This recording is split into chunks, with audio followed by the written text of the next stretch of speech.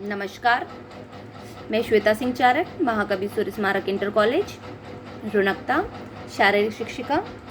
सबसे पहले मैं ईश्वर से कामना करना चाहूँगी कि आप सब बच्चे अपने परिवार के साथ में स्वस्थ होंगे, तंदुरुस्त होंगे। बच्चों, आज जो मेरा टॉपिक है वो है प्रदूषण। तो सबसे पहले जानना आपको ज़रूरी है कि प्रदूषण होता क्या है, प्रदूषण का अर्थ क्या है। तो सबसे पहले प्रदूषण का अर्थ है प्राकृतिक संतुलन में दोष पैदा होना। जो भी हमारी प्राकृतिक चीज़ें हैं, हवा, पानी, जल, नदियाँ, पर्वत, वो सारी चीज़ें जो हमें प्रकृति ने दी है, जब उन सब चीज़ों पे असंतुलन होना शुरू हो जाता है तब हमारा पर्यावरण प्रदूषित होने लगता है। ना तो हमको शुद्ध वायु मिल पाती है, ना हमको शुद्ध जल मिल पाता है, साथ ही साथ शुद्ध खाद्य पदार्थ भी मिलना बंद हो जाता है। और क्या होता है, जो हमारा वातावरण है वो भी शांत नहीं रह पाता है। साथ ही साथ वातावरण तो शांत नहीं रहता है, ये जो प्रदूषण है वो सिर्फ मानव जाति को ही प्रभावित नहीं करता है। जितने भी हमारे वन्य जीव हैं, जीव जंतु हैं, और जो भी प्राणी, वन्य प्राणी इस पृथ्वी पर रहता है, उन सबको प्रभावित करता है। साथ ही साथ जो हमारी पृथ्वी है उसको भी प्रभावित करता है। मुख्य रूप से जो प्रदूषण होता है वो 4 प्रकार से होता है, जिनके बारे में मैं आपको आगे बताना चाहूँगी। प्रदूषण 4 प्रकार का होता है। नंबर 1 वायु प्रदूषण, नंबर 2 जल प्रदूषण, नंबर 3 ध्वनि प्रदूषण और नंबर 4 वायु प्रदूषण। सबसे पहले हम बात करेंगे वायु प्रदूषण की। आप ये जानेंगे वायु प्रदूषण होता कैसे है। वायु प्रदूषण का जो मुख्य स्रोत है वो क्या है, वाहनों से निकलने वाला धुआं। आजकल जिस तरीके से हमारे देश की जनसंख्या बढ़ रही है, उसके साथ साथ ही हमारे देश में जो वाहन है उनकी संख्या बढ़ती ही जा रही है।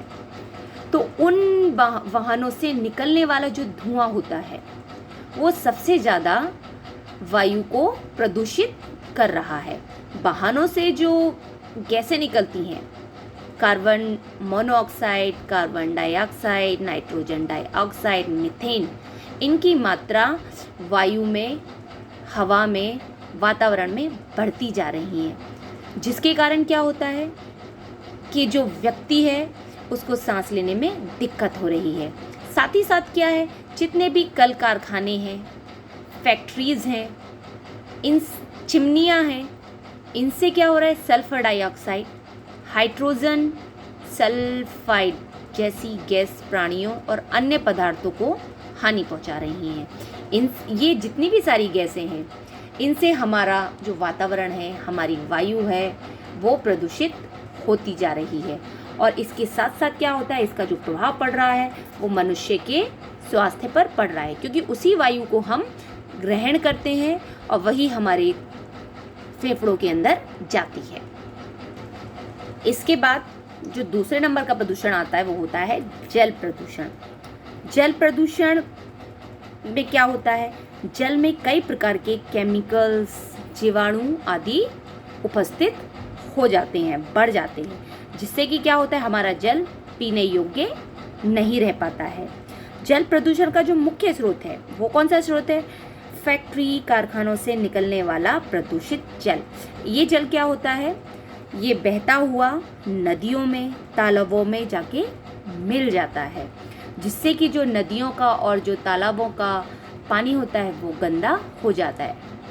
इसके साथ साथ क्या होता है, जो हमारी सीवर लाइन है, जो हमारे गटर हैं, वो नदी, जो नालियां हैं, वो नाले हैं, वो सारे के सारे नदियों में जाकर मिल रहे हैं और पानी को अशुद्ध कर रहे हैं। जल प्रदूषण का सबसे बड़ा कारण साफ जल में कारखानों, अन्य तरीकों से अपशिष्ट पदार्थों को मिलाने से होता है। जब औद्योगिक अनुपयोगी वस्तुएं जल में मिला दी जाती हैं तो वह जल पीने योग्य नहीं रहता है। मानव द्वारा उपयोग में लाया गया जल अपशिष्ट पदार्थों जैसे मल, मूत्र, साबुन आदि गंदगी से युक्त होता है। इस दूषित जल को नालों द्वारा नदियों में बहा दिया जाता है। ऐसे अनेक नाले नदियों में भारी मात्रा में प्रदूषण का स्तर बढ़ा रहे हैं। ऐसा जल पीने योग्य नहीं रहता है और इसे यदि पी लिया जाता है तो हमारा स्वास्थ्य पर विपरीत प्रभाव पड़ता है। इसके साथ साथ हम लोग क्या करते हैं, जितनी भी जो बोतल्स हैं, प्लास्टिक हैं, इन सबको हम क्या करते हैं, यहाँ कहाँ फेंक देते हैं, नदियों में, नालों में, और वो सब घूमती फिरती सारी नदियों में जाकर मिल जाती है, जिससे कि हमारा जल प्रदूषित हो जाता है। नंबर 3 पर है ध्वनि प्रदूषण। ध्वनि प्रदूषण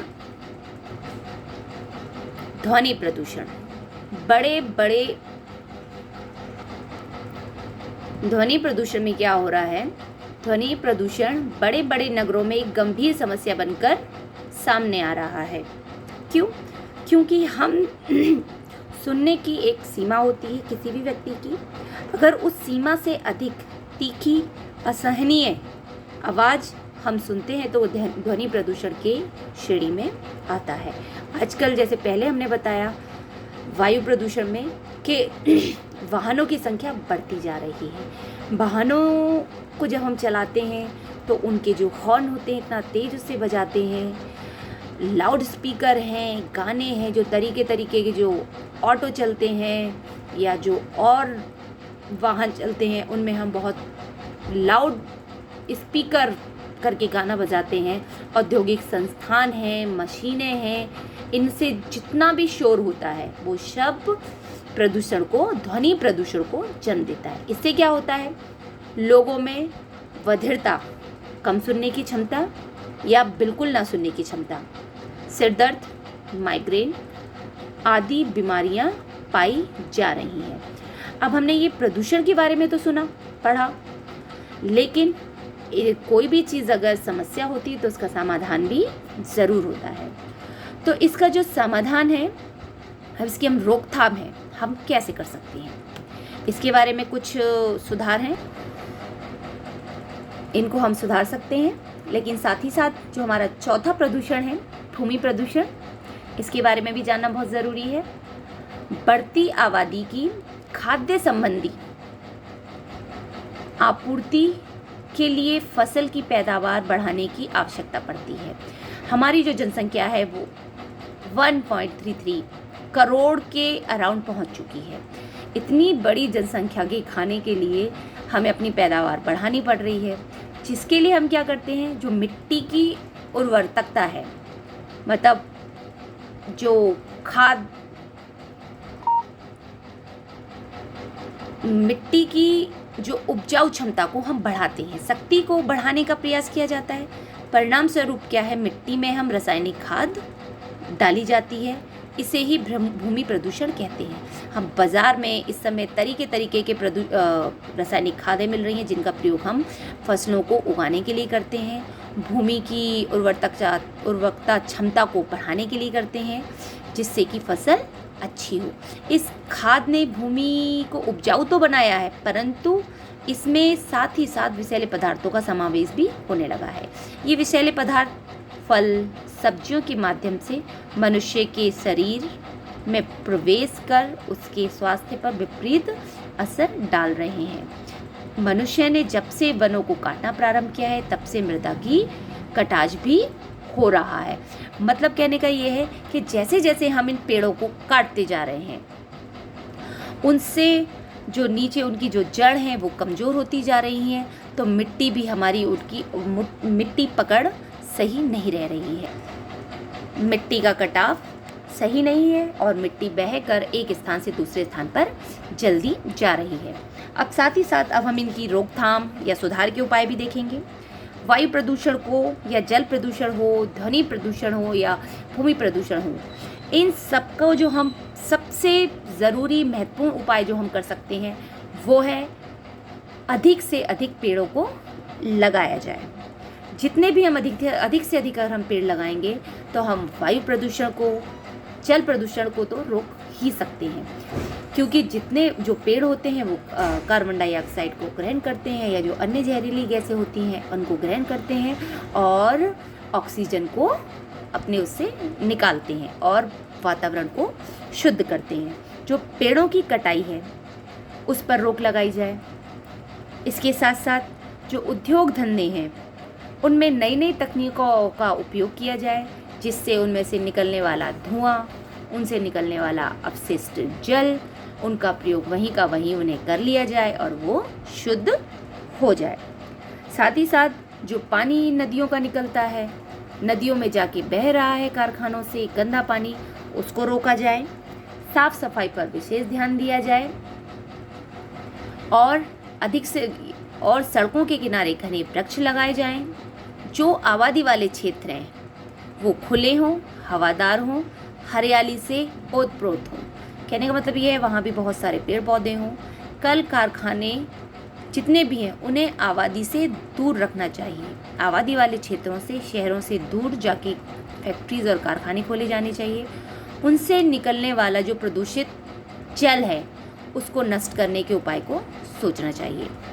तो उम्मीद है बच्चों मुझे आपको आज का ये जो टॉपिक है जो मैंने बताया है वो आपको समझ में आया होगा। इसी कामना के साथ कि आप स्वस्थ रहें, मैं आपसे विदा लेती हूँ। नमस्कार।